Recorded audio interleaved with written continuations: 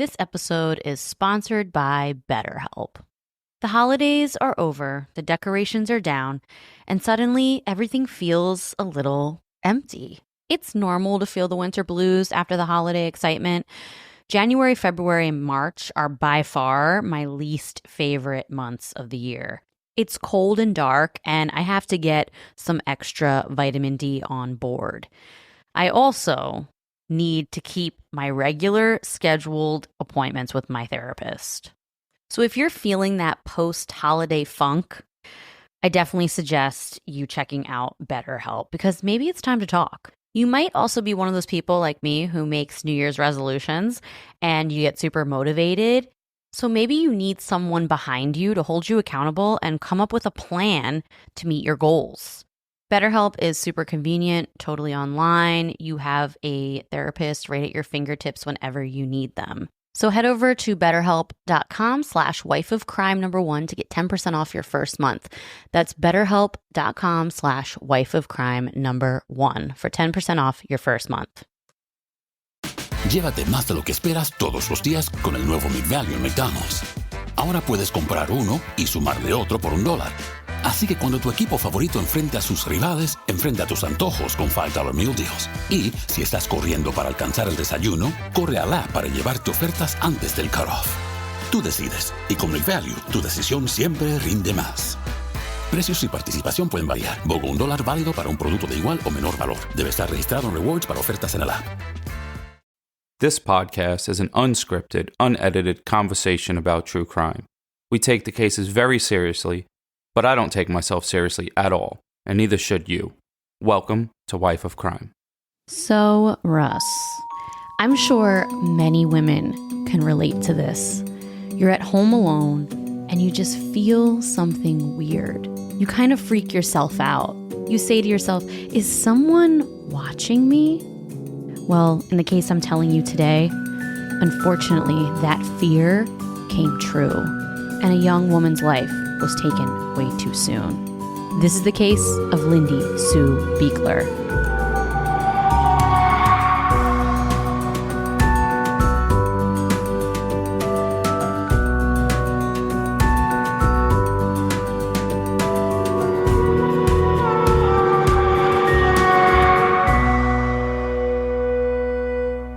Hello, everyone. Welcome back to Wife of Crime, a true crime podcast where I tell my husband, Russ, true crime stories and he reacts to them.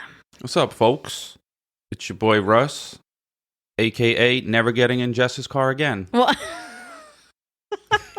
and I'm Jess. And why would you say that?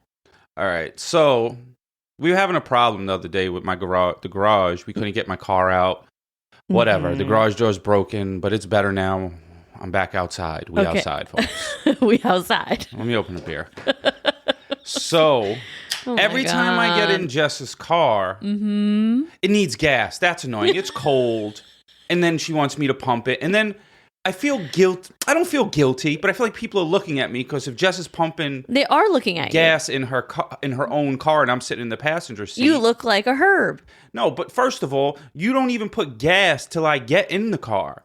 I mean, I fill up my tank, but you're only in my car like once a month. And the day that you happen to be in my car, for some reason, it always works out that there's no gas in it. All right, and that's not even the only reason. So let's go through it, folks. I get in Jess's car. First of all, it needs gas. But first of all, I'm freezing, right? Yeah. She only unlocks her side, and I'm outside. It's freezing. 10 degrees, wind blowing. We live over here by the water, blowing. And she's like, I thought I opened it. I'm over there freezing my balls off. Get in the car. How many warning lights, folks? First one, needs gas. Second one, warning light, car needs an oil change. Third one, car needs brake fluid. Well, that one popped up. Yeah. That one popped up that day that had never been there before. Yeah, the oil had been there. And but this is how it always goes. It always goes. This just happened today. It did. Yeah. That one did. Like if every place you go, you have problems with people, you're the problem. So, I'm the problem. It's me. I'm not done. Okay. I'm not done. Oh my God. Okay. Last but not least, she also needed air in her tire. That one popped up that day too. See? Never getting in this fucking car again. Every time I get in this car, I have to fully maintain it. Well, I mean, I don't know what to tell you. Russ, I use it to commute. Every time I'm with you, we're always in your car. You never have to deal with it. It's my problem. But why are you playing with death every time you drive? I'm telling the truth, guys. And it's not an old Russ, beat up car, folks. It's not. 2018. It has probably 20,000 miles on it. She doesn't drive a lot. We use my car everywhere. She just goes to work, which is a short commute. So like, it's not an old car. It's not an old car. When you got in my car that day, I had never seen the brake fluid problem.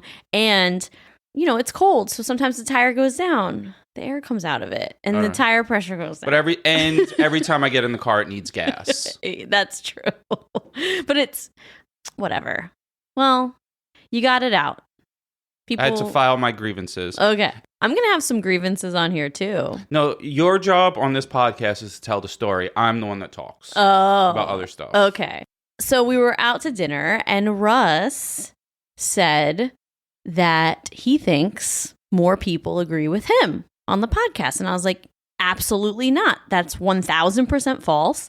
People agree with me, and they're entertained by you. But there's no way that everybody listening, more people listening, agree with you than me when it comes to stuff we debate about. I thought we had smart listeners. And he was completely convinced that when you and I debate, that the listeners, you guys, agree with him more often. And we did a poll on our Instagram. At Wife of Crime Pod on Instagram. And I am the winner because 65% of people agree with me more often, and 35% of people agree with you more often. First of all, put some respect on the 1% you missed. It's 36% of the people agree with me. Okay. So she forgot you, folks. We matter. We matter. Hashtag, so all I have to say is all votes matter. All I have to say is hashtag vote for Jess. I can't believe that shit. So on the Patreon this month, we watched a documentary from Netflix called Voyeur. And I have to say, our coverage was pretty funny because it was a pretty entertaining documentary in the sense of the people in it were weird AF. It came out in 2017. It's on Netflix. And Russ literally made fun of everyone the entire time, including me. He made fun of me a lot because we were using wireless mics because we were out of town. And it was just really funny. So if you guys are interested in listening to the coverage of Voyeur, you can go to patreon.com/wifeofcrimepod. Or now we also we got on board with the Apple subscription thing. So you have options. Yeah, for like people that don't like signing up for shit, you can just like double click a button on Apple. And you just sign up. And then check us out there if you're running episodes. We got a ass ton of episodes. Yeah. I never said ass ton. Take that back. Shit. So... yeah, you have options. So if you want to listen to True Crime and Chill and Blabber Time episodes, you can click on the subscription on Apple. If you want to go to Patreon, you can get ad-free episodes, you get a shout out, and there's multiple tiers over there. So it's your job to do the shout outs. All right, folks. So every week, you guys sign up for Patreon. I shout you guys out. And we keep doing episodes. So these week's Patreons are... These week's Patreons. These are my Patreons. Okay. Is Jessica, Laura, Autumn, Cindy, Era, Taryn, Leslie, Inger, my two fools, probably talking about her kids, or his kids, Jenny, Nina, Rebecca, Michaela, Ariel, Brandy, Amy, Kristen, Mariana, Steve, Caitlin, Ruby, Angela, and Michael. So cheers to you guys. Cheers, guys. Thank you very much. Thank you so much for joining the Patreon. And as you know, every week I do a review of the week, and here it is. Oh, wow. That was fast. Yeah, but I should have said it slow because I'm trying to pull up the screenshot. I wasted the time where I start looking for it. Talk, Jess. So, Russ always does the review of the week. All right, I got it. Okay. All right, so this week's review of the week is from Dawson Without a Creek. It says, Russ told me to. 5 stars. So I did what you said, Russ. I stole my husband's phone because I'm an Android user and had him follow you and left a rating. Love you guys. you better read this review because you don't want this smoke. Thanks, Dawson with No Creek. Oh, that's good. First time ever, though, someone gets double review of the week. Oh, Here again from, it's just a bunch of random letters, Dawson with No Creek again. Stole my son's phone, so here I am again. Keep up the good work, 5 stars. So shout out to you for the 2 good reviews. Oh, that's awesome. You're twice as good as everyone else. Oh. You listen to Russ. Yeah, so everyone, if you have however many phone plans on your phone, it's like 4 phone plans, $25, they will advertise like that. A family plan. Mm-hmm. You got to give us 4 5-star reviews. Yep, that's right. Well, that's awesome. They finally listened. Okay.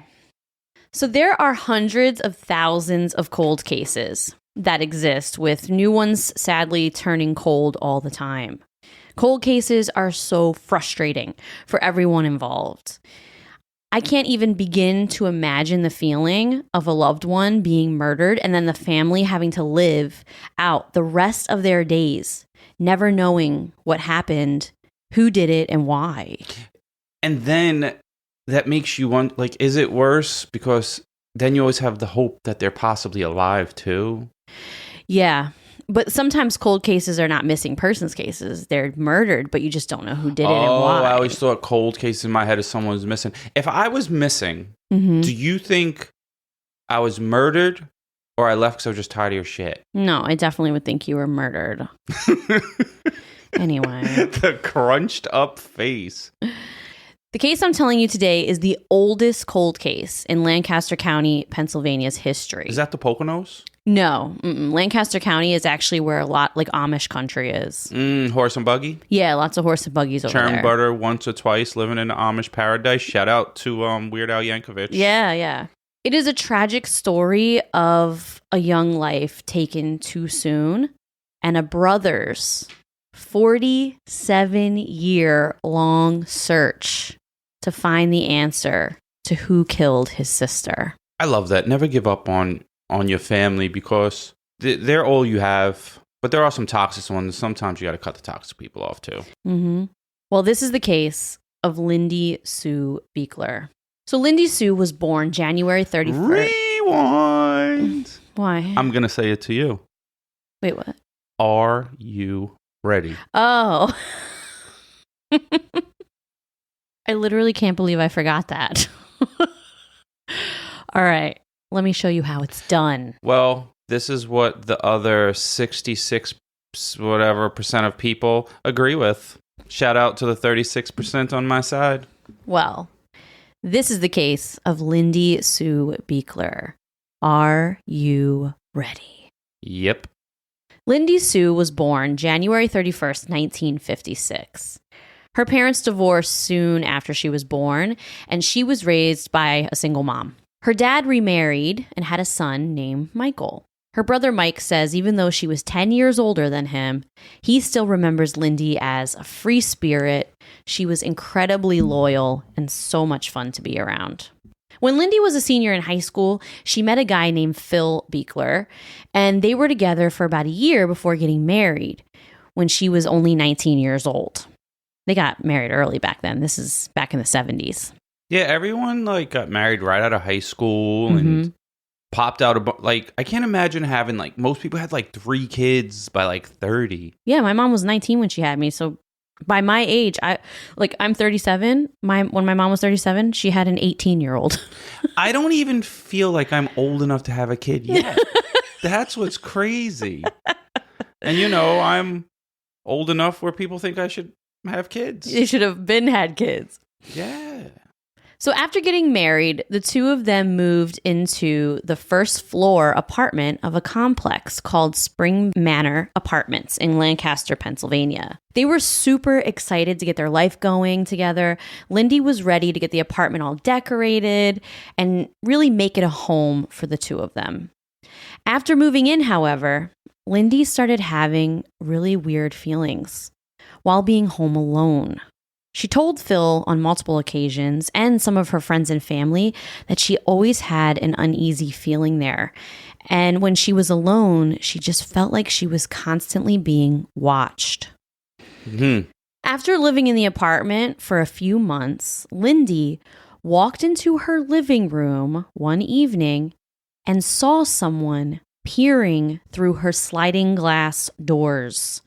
I would literally die. While I was writing this, I have the doors, our sliding glass doors, in the same room as me, and I totally got the chills thinking about that.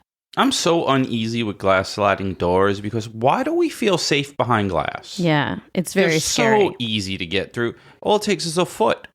Now, but the thing is, what would you do? Yeah, I mean, at that point... No, you have to think right now. Well, I know where your bat is, so I'd probably run and get the bat and just start trying to beat whoever it is with a bat. That's the only thing I could do. But also, I have a pit bull here, and Lucy would come to my defense. I think the best bet would probably be the dogs. Yeah, Lucy would come to my defense. Biggie, he would just chill on the couch. He'd probably be like, yo, you got a treat? You want to give me a pet? He won't even move. Just his eyes will look out of the side of his head. Yeah. I think maybe run out of the house because we don't live in a rural area. Yeah. And, scream for help. I would probably just grab a knife. Mm-hmm. I don't know. Should I run towards the person? Maybe. It depends. I'd probably be really annoyed that they're at my door and I'd be like, now I got to go through this shit and stab you, bitch. Yeah, I know, but at the same time, it's a totally different experience, you being a man versus a woman going through this. Really should think this out. What could happen? It could happen. What would you do? Yeah. So as soon as she saw this person, they quickly left. But now she was terrified and incredibly scared to be home alone, especially at night. Lindy worked at a flower shop and Phil worked at a Hertz car rental, so he came home a few hours later than her every day. He didn't usually get off work until well into the evening, and this really affected her. It turned her into a very paranoid person. What year was this? 1975. Oh, that's fucked because I was curious, did she call him on the cell phone? So No. he didn't. She was home all day. Alone without even letting someone know. She had to call the police, hopefully. I don't know if she called the police at that point, but from that point on, she was even more paranoid and scared. Her brother Mike says one night Lindy and Phil came over to her dad's house for dinner. Mike was still a young kid, but he vividly remembers during dinner, a mirror upstairs fell and shattered. And she had such bad PTSD from being so paranoid in her home and seeing somebody peering through her window that she completely freaked out. And she thought there was someone in the house. She made her husband go upstairs and check. She was just super scared and uneasy for the rest of the night. And that was just a mirror falling off the wall and breaking. So it just shows how much she was afraid all around that time after that happened. I would get you a shotgun and show you how to use it, even if it's not legal in New York. I think we would probably just have to move. No. We wouldn't move. Shoddy to the body and don't dismiss. We wouldn't might miss Christmas. R.I.P. Biggie Smalls. Well, R.I.P. Biggie Smalls, but we wouldn't move. Nah, we'd blast that bitch. I'd be home alone, Russ. You got a shotgun. No, I'd want to move. Now, I guess we'd have to move, but we have a mortgage and it takes time to sell a house. They were renting. This was an apartment if you're complex. renting, you out of there. Yeah, it was an apartment. I mean, not everybody has the money to move, but that's a scary situation. You can't just leave. Yeah. All right, give me a little bit of time. I could save up some money and leave. Everyone doesn't have the means to just say, see ya. That's true. A shotgun is much cheaper than moving. And next, you just hold on to it. And next time you see someone at the door, you shoot right through the fucking glass door and you blast his face in. On December 5th, 1975, Lindy left work around 5:30 p.m. She stopped by Hertz car rental to see her husband Phil before going to the grocery store and grabbing a few things. She made it to her apartment around 7:15. Now, her aunt and uncle knew that she'd been really uncomfortable in her home, so they invited her to come to her little cousin's basketball game, pretty much just to pass the time before her husband came home from work, so that she wasn't just sitting in the house alone. So her Aunt Celeste pulls up to the house to pick Lindy up, and when she walked up to the door to knock, she noticed the door was slightly open. Oh. Celeste walks in and starts calling Lindy's name, but she didn't answer. She walked into the living room. and found a lamp knocked over on the floor. She called Lindy again. No answer. But then she walks into the kitchen and immediately screams when she sees her 19-year-old niece, Lindy, laying face up on the kitchen floor, surrounded by blood, with a butcher knife sticking out of her neck. I feel so guilty. Like you left your wife and yeah. You gotta leave, you gotta go to work and do things, but I'd feel like if I was there. You also feel like, oh my God, she was saying this since day one. She felt uneasy in the house. She felt like she was being watched. Someone was there. Like, I should have done something more, I should have listened. It's a lot of feelings I'm sure her husband felt. But even in cases where there was nothing you could have done, people always feel like I could have done more. Yeah. What if I would have done this? Of course, yeah. What do they call it? Like survivor's guilt. Yeah, definitely. # Russ the Profiler. Celeste, totally distraught, runs out to the car to get her husband. They both run back in the house and call 911. When police arrived, they contacted Lindy's husband, Phil, and Lindy's parents and secured the crime scene. The police quickly ruled out her husband because Phil was at work the entire time and was visibly devastated by the news of his wife's murder. That's good that they dismissed him right away, because I always think about times where like the husband is a suspect, and like imagine like you're in the times where the husband's innocent. Every true crime ID show, all these, and the one that contacted you to want you to be on their show. What network is that? A&E. Yeah, A&E's trying to get Jess, Mm-hmm. Shout out to A&E. Don't forget the profiler. # what about me? But like you end up the suspect when you didn't kill your wife. Yeah. And then sometimes those dudes end up in jail. Mm-hmm. That's nuts. Like if someone killed you, yeah, and then I'm in jail. Yeah. And Michael Morton, we did an episode on him.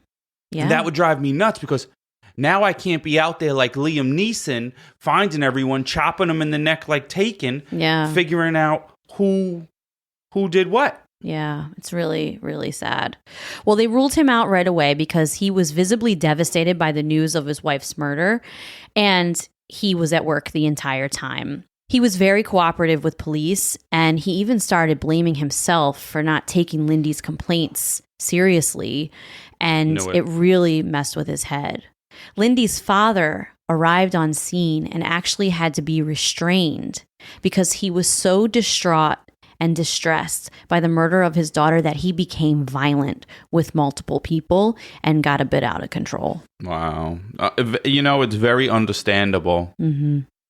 Obviously no one should ever hit someone, but maybe they were securing the crime scene and not letting them in. Exactly. And you'd be like, I'm pretty sure that's what happened. And they're securing it to try to like be able to find evidence. Exactly. It's understandable on all parties. Mm-hmm. Hopefully they just restrained him and let him cool off and didn't lock him up. No, they didn't lock him up. They just restrained him. A robbery was ruled out pretty much right away because there was nothing missing from the apartment and there was no sign of forced entry. So this shows that Lindy either knew her murderer or the person may have slipped in while she was unloading groceries from her car. Lindy's autopsy showed that she was stabbed 19 times. There was no signs of sexual assault. She was stabbed using 2 different knives. The butcher knife that was sticking out of her neck was one from her own kitchen, but the second knife has still, to this day, never been found. There was blood spatter on multiple walls, and she had many defensive wounds on her hands and wrists, which told investigators that she fought hard for her life. Wow. Police found a large bloody footprint in the apartment, which told them that the attacker was most likely male. Police questioned her neighbors, but most of them were not at home at the time of the attack, so it kind of went nowhere. And many of the neighbors were ruled out as suspects. They branched out, they questioned her friends, family members, co-workers, but they kept coming up with no plausible leads. The case began going cold. Last year, Save More Money was the most popular New Year's resolution in America. Clearly, a lot of us feel like our money is slipping through our fingers.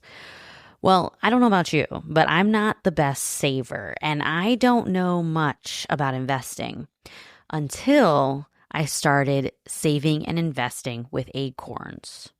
Turns out you don't have to be an expert at all because Acorns will recommend a diversified portfolio that fits you and your money goals. And I always thought that when people say, ooh, I invest in stocks, that they had a ton of money or something. Well, you don't need to be rich. Acorns lets you invest with the spare money you've got right now. You can literally start with $5. And you know you guys are spending that at Starbucks on these fancy lattes. So skip the coffee and invest with Acorns. You don't even need a ton of time. Like you can just sign up and start investing within 5 minutes.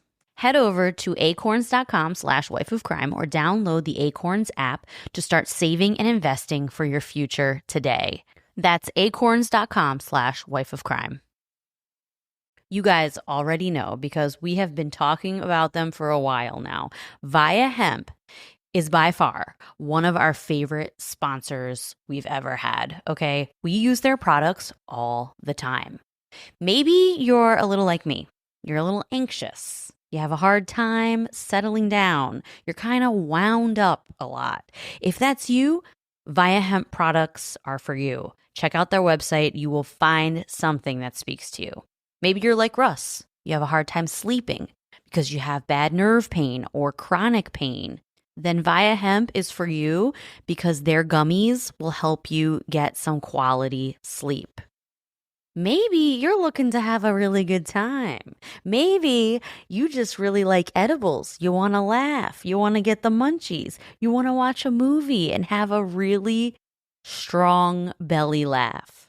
Then Via Hemp products are for you, okay? They're literally for everybody. So head over to viahemp.com, promo code wifeofcrime1 to get 15% off your first order. That's VIIAHEMP.com. wifeofcrime1 for 15% off your first order. 4 months later, a few miles away from Lindy and Phil's apartment, another woman was murdered in her home. Her name was Mary Shinzing. Police immediately thought the murders could be related, and the perp could have been the same person because Mary was stabbed multiple times as well. However, months later, a man named Kenneth Dale Arndt confessed to the murder of Mary and was also completely ruled out in Lindy's murder because he had a rock-solid alibi. He was actually not even in the state at the time. Isn't there a thing where, like, they always think that if someone was stabbed, like she was stabbed 19 times? Mm-hmm. I'm uncomfortable saying that. But that means that, like, the person was anger, a crime of passion. Yeah, like, they may have had her interaction with you or something. So yes, a lot of times that is the case, like stabbed multiple times like that, and especially this situation, it was 2 knives, and one of the knives was left sticking out of her neck. Like, it's pretty brutal. Like, is that something that you do to random people? Although, look at Brian Koberger, who stabbed these 4 college students multiple times, and he didn't know any of them personally. Fuck this dude. I hate that motherfucker. I know. He thinks he's cool. You could tell. Yeah, he does. He's like, we're covering it too much, and we're talking about it. It's on the TV. He knows. Yeah, he does think he's cool. So Kenneth Dale Arndt was completely ruled out in Lindy's murder because he had a rock-solid alibi. So cops were back to square one, and the case once again went cold. But then, on December 26, 1976, right around the 1-year anniversary of Lindy's death, her parents went to the cemetery to visit Lindy's grave for the holiday. When they got there, they were horrified to find her gravestone had been destroyed. It was covered in red paint, and there were scratch marks all over it. It was the only gravestone in the entire cemetery that had been vandalized with this red paint. Creepy. Then, a few weeks later, in January, police received an anonymous letter addressed to the chief of police. The letter was very bizarre. It was written in 2 parts, half print, half cursive, claiming to be written by two different people. Nah, I kind of write personally in half script and half print. Yes, but no. The first half of the letter was written in all script. The second half of the letter is written in all print. And in the letter, it claimed to be two different people writing this. Oh, this is just one kook trying to like act like they have multiple personalities. So this person claimed they were the killer and a friend of the killer. And this is what it said. Hi, Sheeler. Sheeler is the chief of police. Just eats up your heart knowing you haven't caught me yet. Still around. Lindy's marker on her grave just turned me on like she did. And the way she looked all bloody, like the paint on her marker, the scratch and the nick marks represent the knife stabs. Count them. You wondered if the guy at the gas station in Mountville were related to Beichler's murder? Forget it, man. No way. I'll tell you what, Chief Pig. You print this letter in the paper along with a picture in Friday night's Lancaster paper and Saturday morning's paper, and I might confess. When I get off my trip, you see, the world owes me a living. Maybe I give you a few hints who I am. I got busted once for drugs a few years back. Live in West End of Lancaster suburbs. I'm 5'10", 205 pounds, fat and beautiful, and capable of killing again without knowing it. December 5th, 1975 was under the stupor of amphetamines, like right now. Well-educated man in the community, single, good job. But God, please, Chief, help me. I am losing my mind. Help me before I kill again. The headaches kill me every time it aches. The drugs only calm it temporarily. Will God forgive me? Please print this, Chief, in the paper so I know you got it. Then I write you again. God, I need a priest. What have I done? Help me, please. P.S. Chief Sheeler. My friend has confessed to the killing of Lindy Sue Beichler. As God is my witness, do as he asks. Print this letter in the front page. I'm not aware of his intentions right now, but contemplating murder is not his intentions. He is mentally sick. When the letter appears, then he will turn himself in. He described the relationship he and Lindy had before he killed her. He only realizes now that when you're on drugs, you're not responsible for your actions.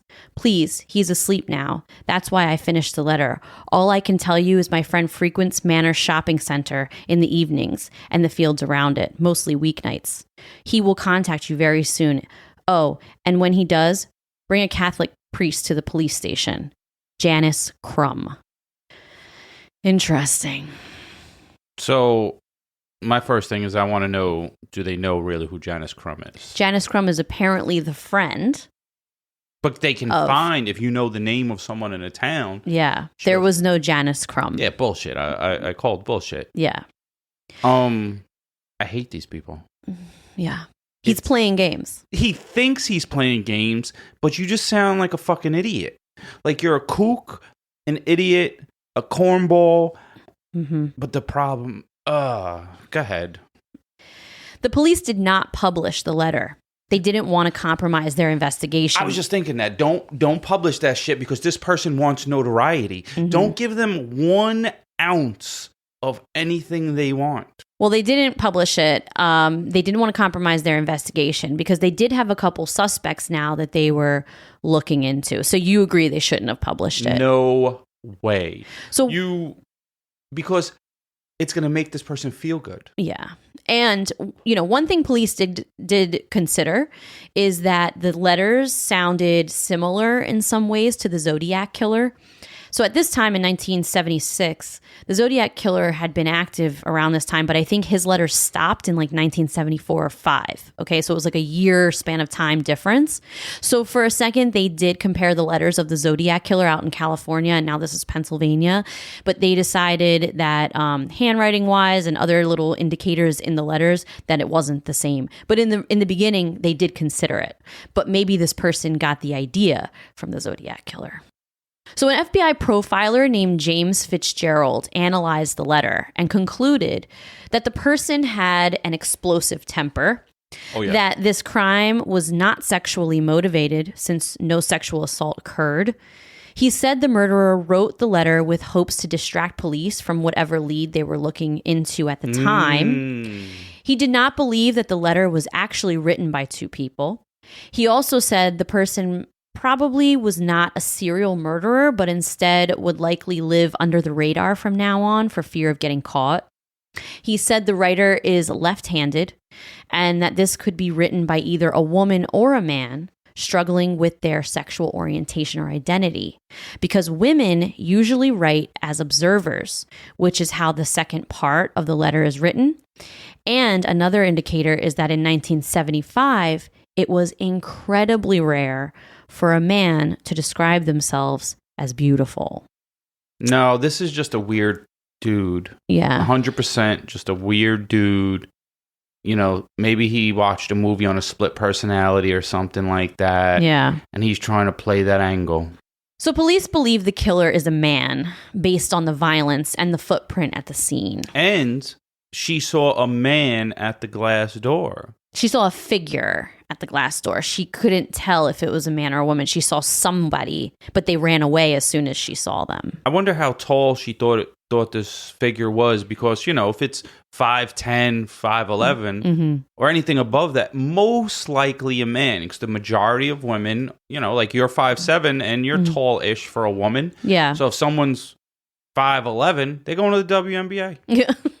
Did this person have a partner in crime? Was the letter written by a woman? You say not, and the police don't believe so either. Is this letter written by someone not even related to the case and just wanted to get the letter published? Because, you know, some of these people are weird AF. Like, they go in, they try to involve themselves into these cases.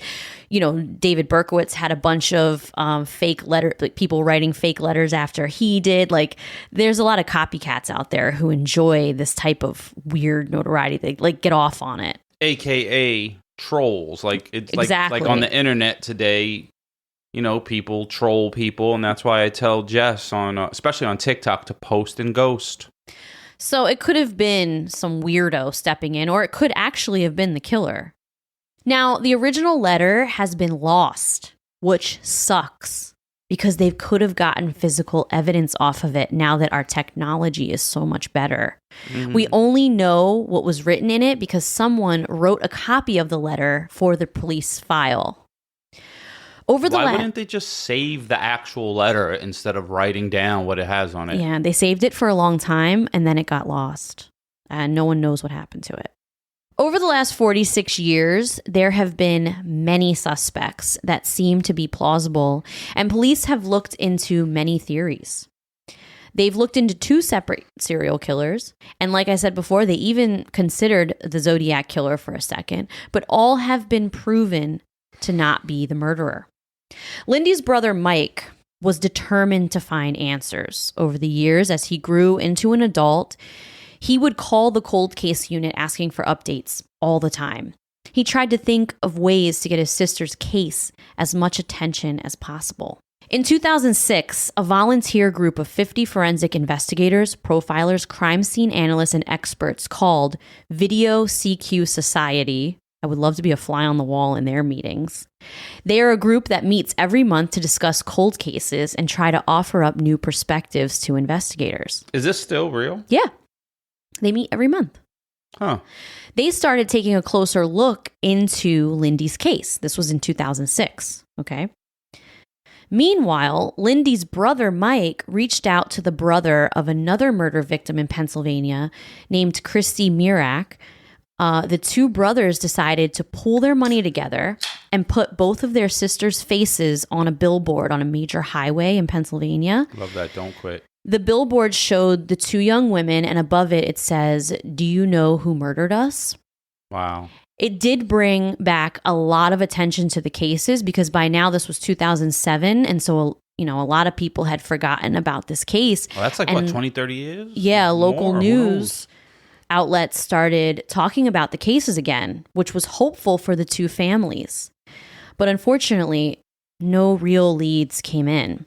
That's what's good about, like, you know, podcasts tend to sometimes get a bad reputation in true crime. And I completely understand.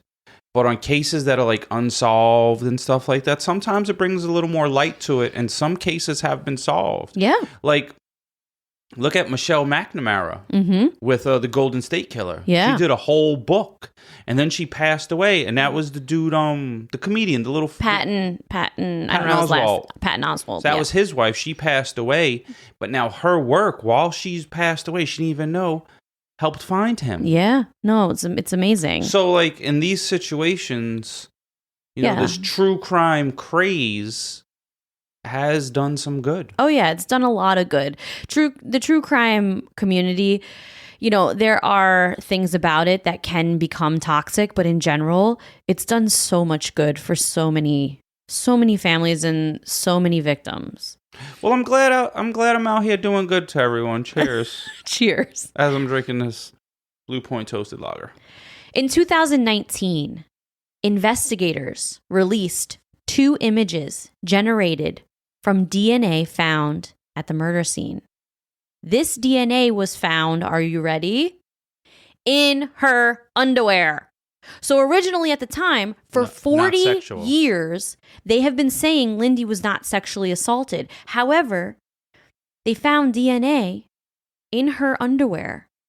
So they used this DNA found in her underwear to make a profile of the murderer. You probably could get like their ethnicity or something like that. Exactly. But the thing is, you can't get their cheekbone features and shit. No, but you can get their ethnicity, you can get their eye color, you can get certain things. Eye color? That will, you can get certain things about them that will distinguish them from other people or kind of give you an idea of what they would look like. I think we need a DNAologist, or, you know what, never mind.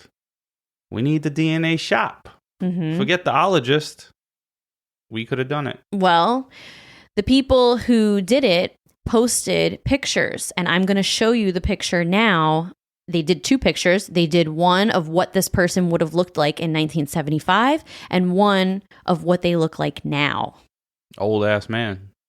He's not that old, but he's actually in his 60s. That's what they presume. He's in his 60s. So this is him in 1975, and this is him now. You can look at it on our socials, Wife of Crime Pod on Instagram or on Facebook. I'll have it posted so you guys can see it. What is it, Wife of Crime, the crime family, I think? Yeah.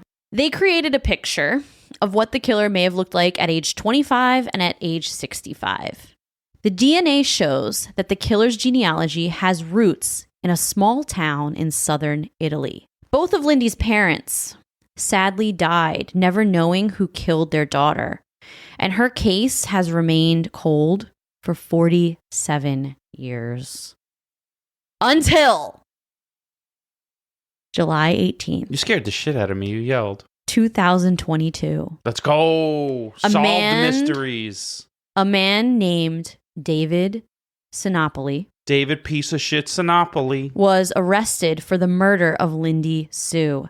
Get this.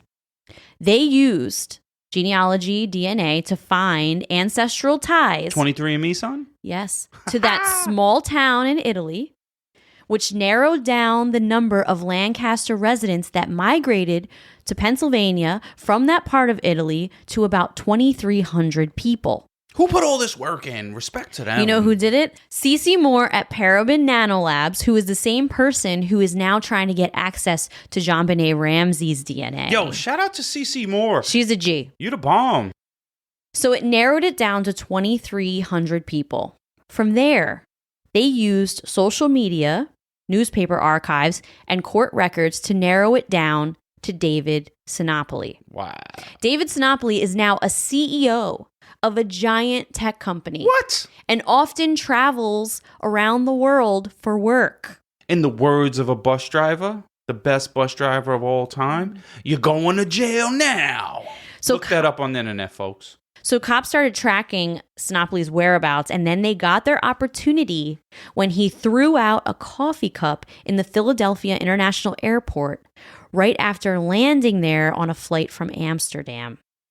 He had a team of cops following him. That's so dope. They went right into the trash. They got his coffee cup, and then they used the DNA on the coffee cup to match the DNA found in Lindy Sue's underwear. And you can't argue with that DNA. That's not touch DNA. That's your spit and your semen. There's no arguing with that. David was never on the cops' radar. But after investigating him, they found out that not only did he live in the same complex as Lindy at the time of her death, but he remained in Lancaster County for the next 30 years, living only a few miles away from where the murder happened. I wonder if he wrote those letters. Did they ask him? That hasn't been released yet. He just got arrested in July of 2022. I need more information. So he is currently being held in Lancaster County Prison without bail. Yay, science!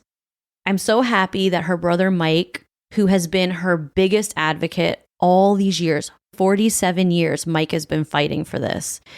And I'm so happy that he got this answer, but I am sad that her parents died never knowing.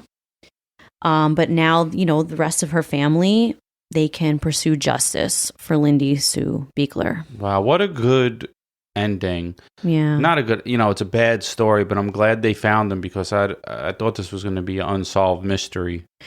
No, and, we don't know anything else. They haven't released anything. I tried to find, motive, any type of information, but since he was just arrested in July of 2022, I'm sure he lawyered up quick because he's the CEO of a tech company. I'm sure he can afford a good defense attorney, and he lawyered up and he's not talking. So I will keep you guys updated on this story.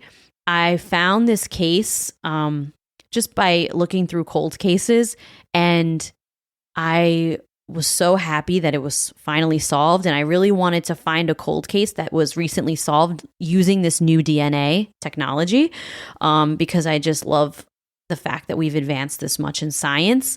And I'm just really interested to see, what he has to say. Not interested in a good way, interested in I hope he doesn't come with claiming innocence or some excuse or I don't know, some bullshit or claiming some type of mental illness or anything.